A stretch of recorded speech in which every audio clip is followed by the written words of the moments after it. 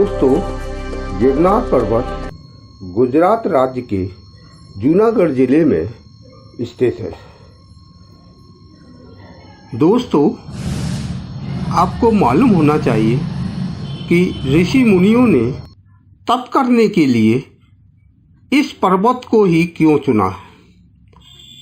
दोस्तों, क्योंकि गिरनार पर्वत को ब्रह्मा, विष्णु और महेश द्वारा वरदान प्राप्त है। जो व्यक्ति इस पर्वत पर तपस्या करेगा उसे सिद्धि प्राप्त होगी। इसलिए पूरा गिरनार पर्वत का क्षेत्र सिद्ध क्षेत्र कहलाता है। गिरनार पर्वत के ऊपर कई शिखर हैं। इन्हीं शिखरों पर ऋषि मुनियों ने कठोर तपस्या की और सिद्धि प्राप्त की। आज इन्हीं शिखरों पर मंदिर स्थापित हैं। इन्हीं के दर्शन के लिए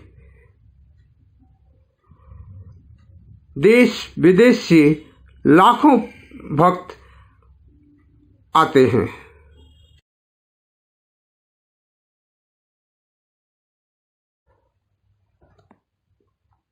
दोस्तों, इस पर्वत की यात्रा गिरनार तलेटी से शुरू होती है। गिरनार तलेटी में यात्रियों के निवास के लिए कई धर्मशालाएं एवं होटल उपलब्ध हैं। इसमें डबल बेडरूम 300 रुपये से 500 रुपये में मिल जाते हैं। बस स्टैंड और रेलवे स्टेशन से आसानी से ऑटो मिल जाते हैं। रेलवे स्टेशन से गिरनार तलेटी की दूरी 6.5 किलोमीटर और बस स्टैंड से 7 किलोमीटर है। दोस्तों, गिरनार तलेटी से अंबाजी तक उड़न खटोला यानी रोपवे है। इसमें जाने आने का टिकट 700 रुपया प्रति व्यक्ति तथा एक साइड का किराया 400 रुपया प्रति व्यक्ति है। गिरनार पर्वत के संपूर्ण दर्शन के लिए हमें 12 से 16 घंटे का समय लगता है और 9,999 सीढ़ियां चढ़नी पड़ती हैं। हमारे साथ हमारी छोटी बहन सुचित्रा सिंह भी यात्रा कर रही है। दोस्तों, हम 4 बजे ऑटो द्वारा गिरनार तलेटी पहुंचे। हमने श्री सनातन हिंदू धर्मशाला में 300 रुपये में डबल बेड रूम ले लिया। दोस्तों, यह धर्मशाला साफ सुथरी एवं किफायती है। इसके आंगन में कार पार्किंग भी है। सबसे अच्छी बात 24 घंटे का चेकआउट टाइम है। हम स्नान आदि करके लगभग 6 बजे तक चलने के लिए तैयार हो गए। हमने प्रवेश द्वार के बाहर लगे पूजा बाजार से नारियल और प्रसाद आदि खरीदा और सीढ़ियां चढ़नी शुरू की।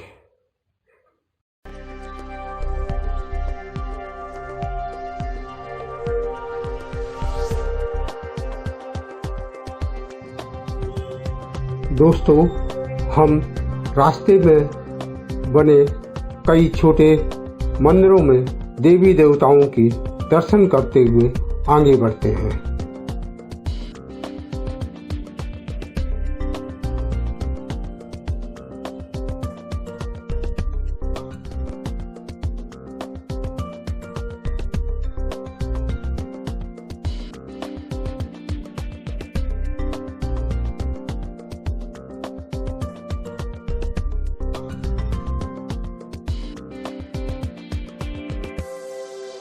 जगह जगह पर हमें लंगूर के झुंड मिलते हैं जो हाथ पसार कर खाने के लिए यात्रियों से मांगते रहते हैं।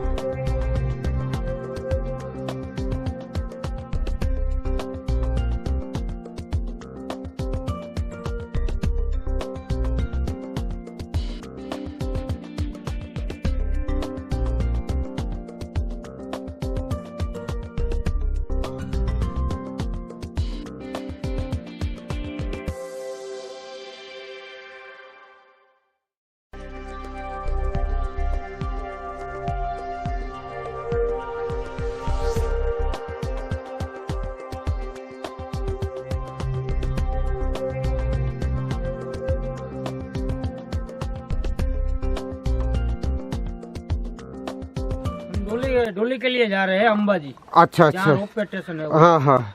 तो डोली का आप क्या लेते हैं? डोली का वजन के हिसाब से।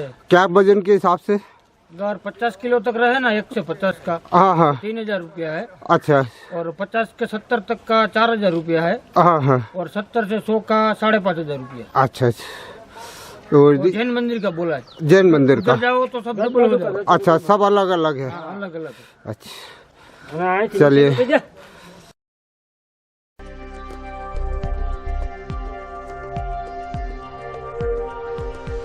हमें जगह जगह पर कई चाय पानी की दुकानें मिलती हैं जहां पर हम बैठकर थोड़ा आराम करते हैं, चाय पीते हैं और फिर अपनी यात्रा शुरू करते हैं।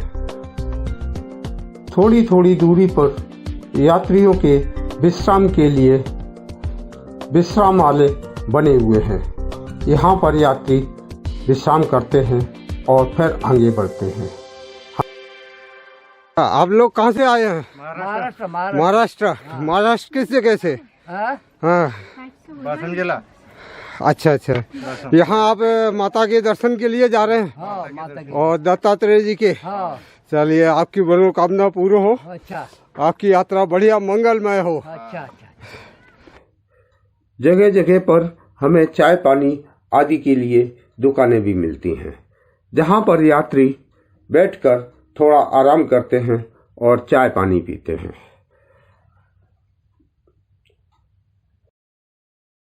लगभग 2000 सीढ़ियां चढ़ने के बाद हम बेलनाथ बाबा समाधि के पास पहुंचते हैं।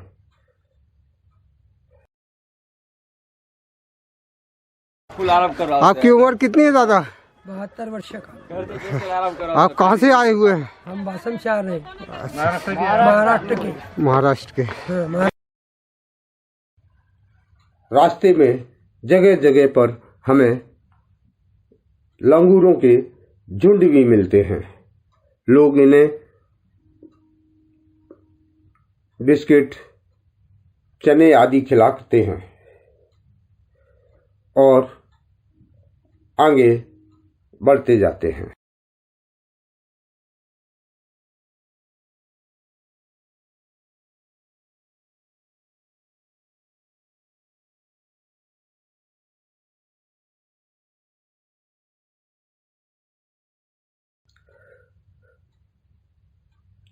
सीधी सीढ़ियां चढ़ते हुए हम आगे बढ़ते जाते हैं।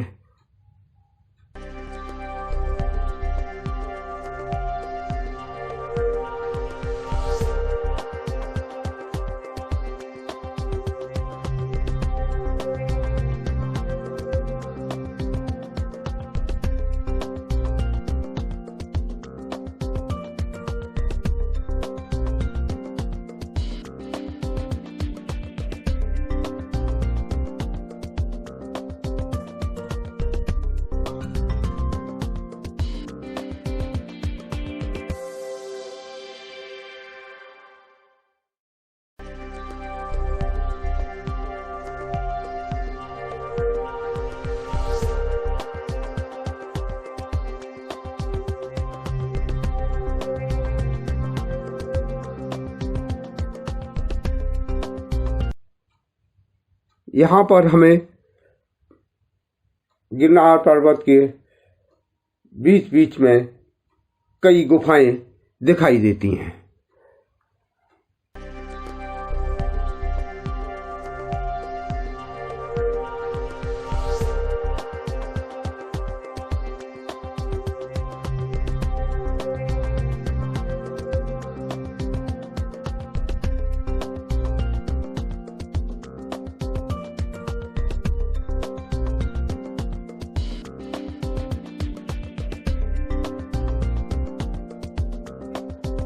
दोस्तों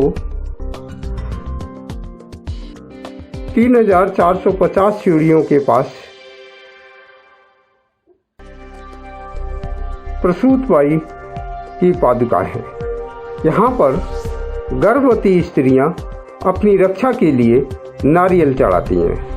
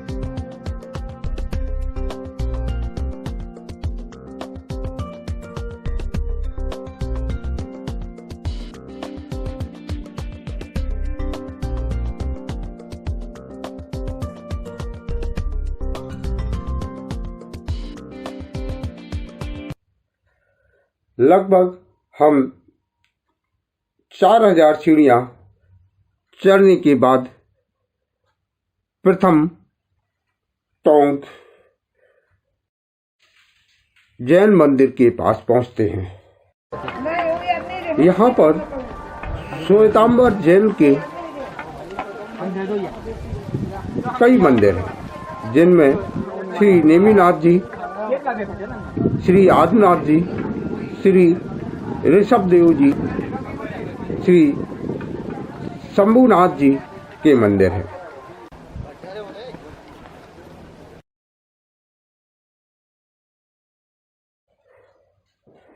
लगभग 100 सीढ़ियां और चढ़ने के बाद हम राजुल गुफा के पास पहुंचते हैं। गुफा में राजुल जी की राजकुमारी राजुलमती की प्रतिमा है। यहीं पर श्री नेमिनाथ जी के चरण स्थापित हैं।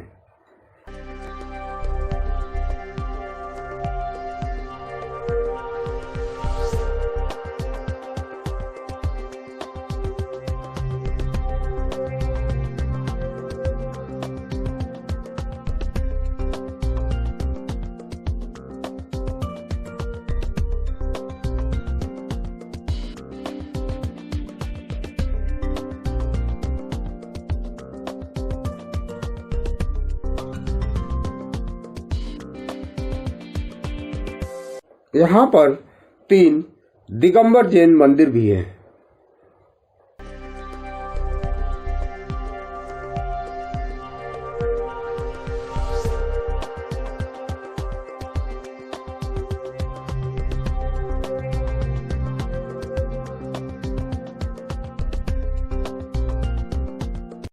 गोमुख के नीचे एक सीढ़ीनुमा रास्ता आनंद गुफा को जाता है। थोड़ा और आगे चलने के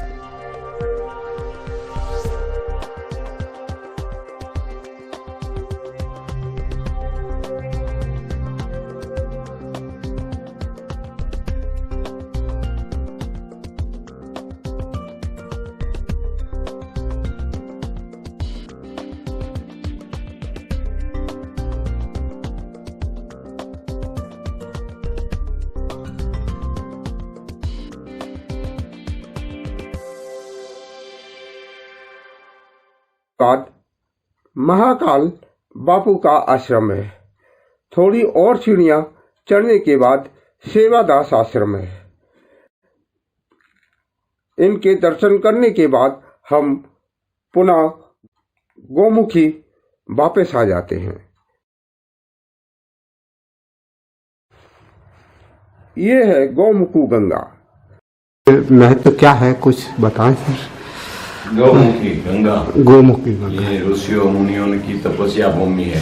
अच्छा। ये गिरनार में ब्रह्मा विष्णु महेश आए हैं तो गंगा मैया नहीं आएगी, तो गंगा मैया का निवास स्थान यहीं से। और ये गिरनार प्राचीन से जगह है, ये तीर्थ धाम है।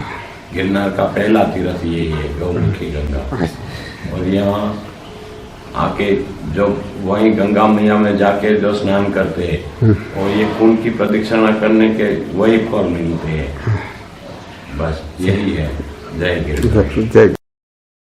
दोस्तों, यहाँ पर सत्यधाम नाम के एक ब्राह्मण मुनि ने 1000 वर्ष तपस्या की थी।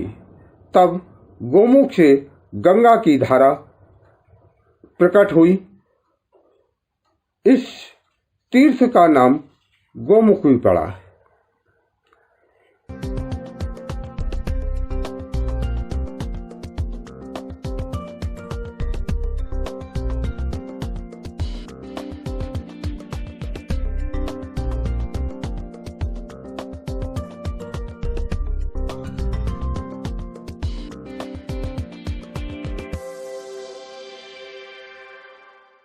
यहाँ पर गंगेश्वर महादेव और बटुक भैरव के मंदिर हैं। यहाँ से सीधी खड़ी चढ़ाई चढ़ते हुए हम अंबाजी मंदिर पहुँचते हैं। दोस्तों, माता पार्वती के बड़े भाई गिरनार में भगवान शंकर और पार्वती के विवाह में देवताओं का खूब स्वागत सत्कार किया था। तब भगवान विष्णु ने प्रसन्न होकर वरदान दिया कि आज से तुम्हें सभी पर्वतों में पूज्य माना जाएगा और यहाँ पर तपस्या करने वाले को सिद्धि प्राप्त होगी। तब से गिरनार क्षेत्र सिद्ध क्षेत्र कहलाया और तभी से साक्षात नारायण ने उनका नाम गिर नारायण रखा। माता अंबाजी सदैव गिरनार पर्वत पर वास करती हैं और गिरनार की रक्षा करती हैं।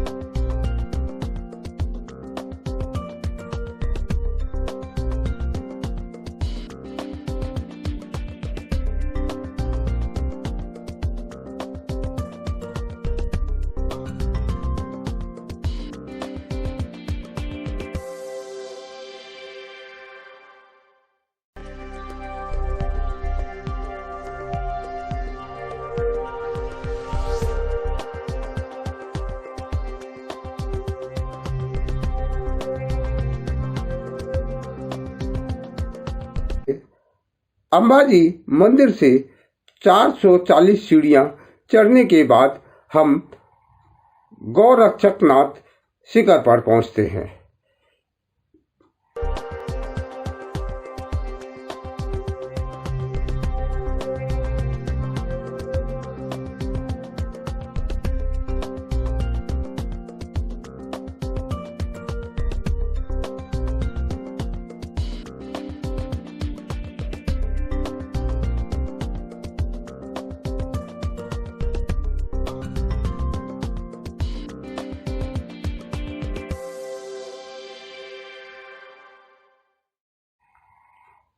इस शिखर की ऊंचाई 3666 फीट है। यहाँ पर गोरक्षनाथ जी की धुनी है। यहाँ पर गोरक्षनाथ जी ने हजारों वर्ष तपस्या की थी और वर्तमान में गुप्त रूप में वास करते हैं। यहीं पर गोरक्षनाथ जी की चरण पादुका है।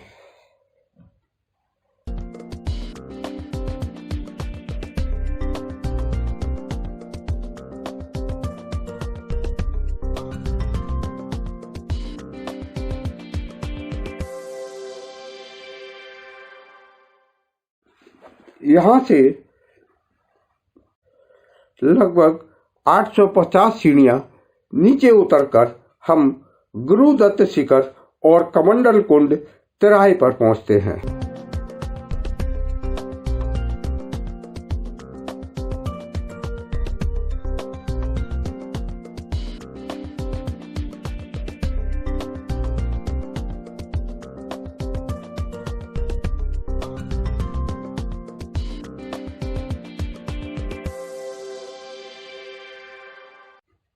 दोस्तों, यहाँ पर अत्रि मुनि ने त्रिदेव ब्रह्मा, विष्णु और महेश की कठोर तपस्या की थी। तब तीनों देवों ने सूक्ष्म रूप धारण कर अनुसुईया देवी की हथेली से 3 मुख वाले बालक के रूप में प्रकट हुए थे और यही दत्तात्रेय कहलाए।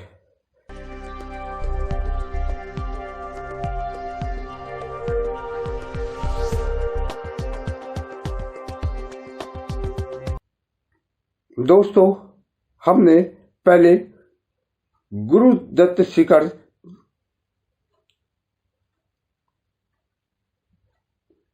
जाना शुरू किया है।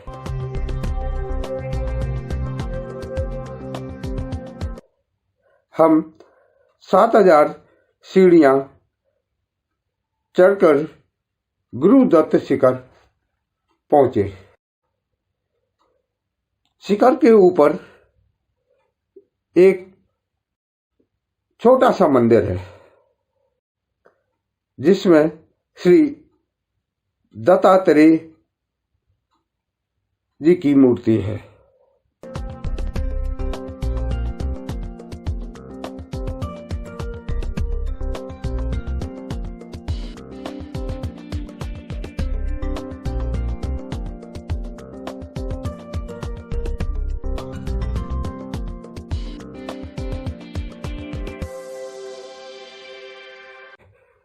यहाँ से कमंडल कुंड के लिए हमें 211 सीढ़ियां नीचे उतरनी पड़ती हैं। 210 सीढ़ियां उतरने के बाद हम कमंडल कुंड पहुंचते हैं। दोस्तों, यहाँ पर एक चेतन धूना है। हर सोमवार के दिन यहाँ मीठा प्रसाद बनता है। इस दिन प्रत्येक आने वाले यात्री को निःशुल्क भोजन एवं प्रसाद का वितरण किया जाता है। कमंडल कुंड का जल ठंडा एवं मीठा है। दोस्तों, कमंडल कुंड से 3 शिखर दिखाई देते हैं, जिसमें अनुसुईया शिखर, कालका शिखर और रेणुका शिखर के नाम से जाना जाता है। इन शिखर के ऊपर जाने के लिए पगडंडी नुमा दुर्गम रास्ता है। यहाँ जाने के लिए सीढ़ियां नहीं हैं, इसलिए बहुत कम यात्री यहाँ तक पहुँचते हैं। यहीं से एक रास्ता पांडव गुफा को जाता है। अज्ञातवास के समय पांडवों ने यहाँ पर भी कुछ समय बिताया था। यह मार्ग भी बहुत कठिन है। हम कमंडल कुंड से भोजन प्रसाद ग्रहण करने के बाद वापसी के लिए चलना शुरू करते हैं। हम लगभग 1060 सीढ़ियां ऊपर चढ़कर गोरक्षनाथ शिखर पहुंचते हैं और यहां से 440 सीढ़ियां नीचे उतरकर अंबाजी मंदिर पहुंचते हैं।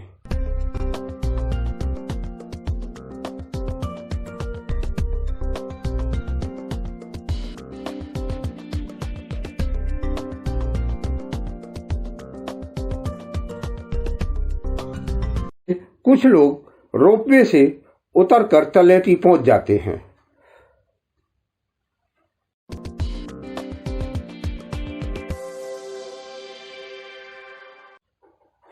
तो दोस्तों, अधिकांश लोग जैन शिखर से होते हुए पैदल तलेटी तक पहुंचते हैं। गिरनार पर्वत चढ़ने और उतरने में 12 से 16 घंटे का समय लग जाता है। पूरे रास्ते में जगह जगह चाय पानी और नाश्ते की दुकानें मिलती रहती हैं। कुछ लोग रात में भी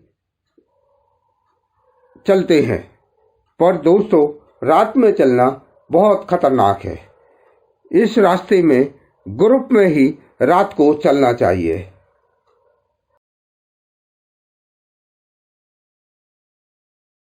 हमारा वीडियो आपको अच्छा लगा हो तो आप सब्सक्राइब, लाइक और